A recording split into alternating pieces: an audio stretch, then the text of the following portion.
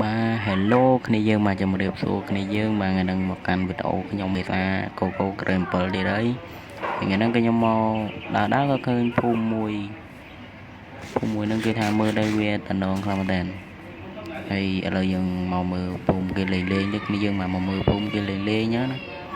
ឡូវតើយើងដើរទៅមុខបន្តិចទៀតទៅយើងដើរមើលតិចទៅបាទ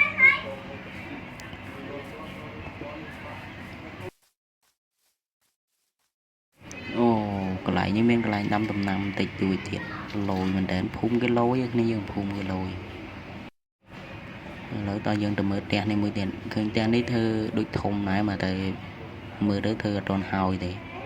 វាចូលមើលផ្ទះធ្វើអញ្ចឹងដែរឡើងទៀបមើលផ្ទះនេះអែមផ្ទះគាត់ធ្វើមករៀងលយដែរដល់ឥឡូវយើងមើលលេងទៅមើលមកជុំទៅមកផ្ទះ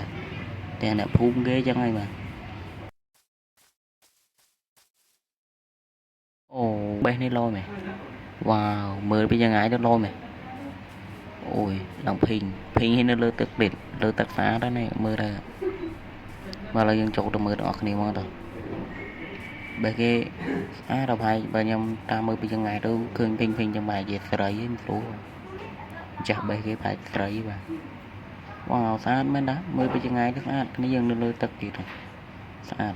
អត់យើងចូលទៅមើលទាំងអស់គ្នាមកទៅហេតោះឥឡូវយើងចូលទៅហ្មងទៅស្អាតមែនតាមើលពីយ៉ាងណាទៅស្អាតអាផ្ទះធ្វើលើទឹកចឹងស្អាតចាស់បេះស្រីមកប្រហែលតោះឥឡូវយើងរត់ទៅមើលទាំងអស់គ្នាតោះអូយស្អាតមែនវ៉ាក្លងពីអាយ៉ាចូលសាញគេបាទគ្នាយើងមកសាញគេបាទយើងមើលតិចមើលឥឡូវយើងចូលទៅមើលយ៉ានៅមួយលេងសិនទៅសុងអីគេអត់យល់ចូលមើលហើយគួយលេងផងបងអូគុំស្រឡាញ់គេម្នាក់ឯងឈឺចាប់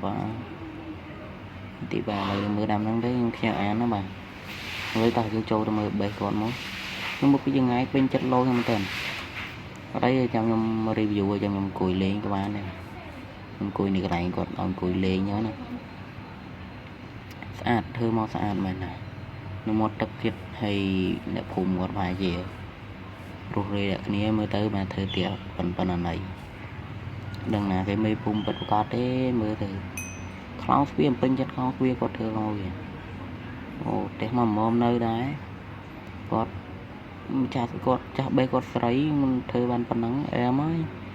មើលក្នុងផ្ទះគាត់អូដាក់អមដាក់អីលេងណាដល់ឡើងទៅមើលជាប់លើបន្តិចខ្ញុំចាស់បេះឃើញនេះគុំ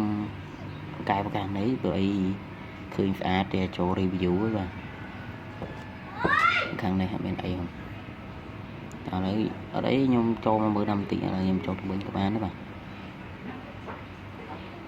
ហើយគ្នាយើងមើលវីដេអូហ្នឹងមើលឮសំឡេងរំខានអីពីក្រោយសូមកុំ